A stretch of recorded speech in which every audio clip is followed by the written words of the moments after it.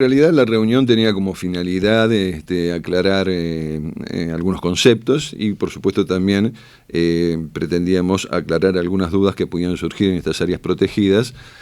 Si bien el concepto general todo el mundo lo tiene, por ahí en nuestra situación particular de lo que es la Villa General Belgrano, tiene algunas características particulares.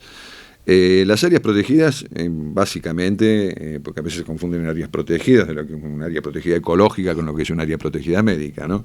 El área protegida lo que es una cobertura que brinda el servicio en cuanto a las emergencias y urgencias que pueden suceder en distintos lugares, fundamentalmente destinadas a los complejos turísticos, hoteles, cabañas, pero también al comercio y, como vos sabés también, nosotros nos encargamos de lo que serían cualquier accidentología que pueda suceder en vía pública dentro de lo que es el ejido de Villa General Belgrano.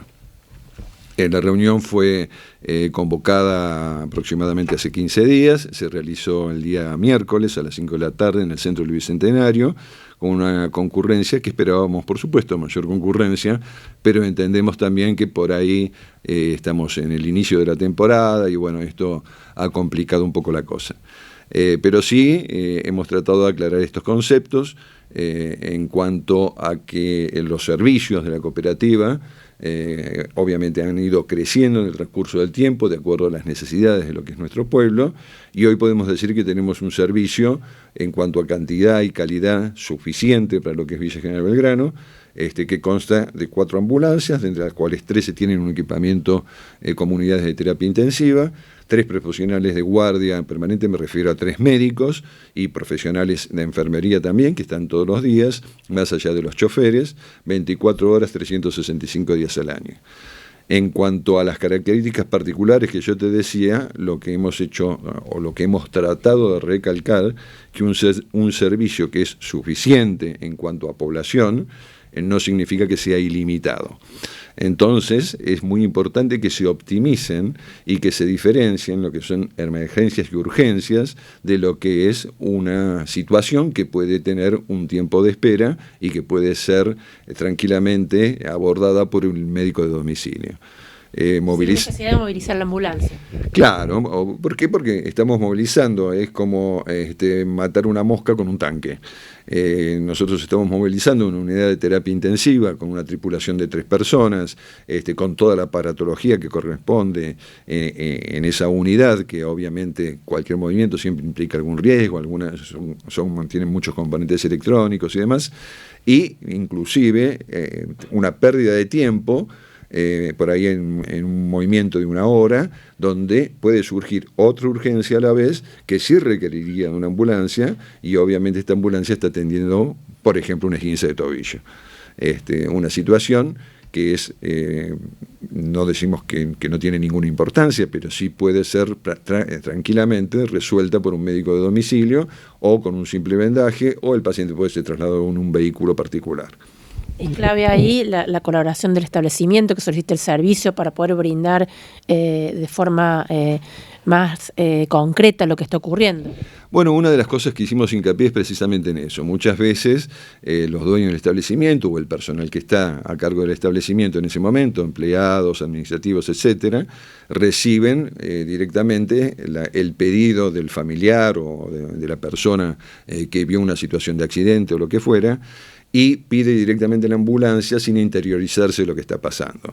Entonces surgen 2 cosas. En primera instancia, cuando piden el servicio de emergencia, el médico obviamente trata de recabar información, no como una búsqueda de pérdida de tiempo, sino porque muchas veces puede dar algunas indicaciones que pueden colaborar esa primera atención del paciente, lo que denominamos unos primeros auxilios, porque a veces las distancias son importantes y a veces los tiempos no son inmediatos.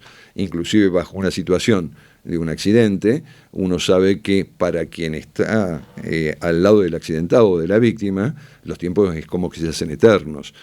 Por eso hicimos hincapié en 2 cosas. Primero, que se fijen el horario de llamada, para que no digan la ambulancia demoró media hora, cuando en realidad nosotros tenemos un promedio que va entre 5 y 10 minutos en las atenciones de urgencias o emergencias. Obviamente depende de la distancia y depende de algunas otras situaciones particulares, como puede representar que tengamos otras actividades en ese momento que también requieren el servicio.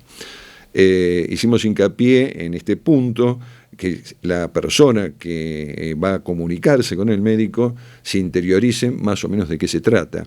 Es decir, no es lo mismo un paciente que está en estado de inconsciencia, o un paciente con una fractura expuesta, o un paciente con una hemorragia severa, o un paciente con una enfermedad crónica que se reagudiza, a lo que puede ser un traumatismo menor, desde una herida menor o un golpe menor, etcétera, etcétera.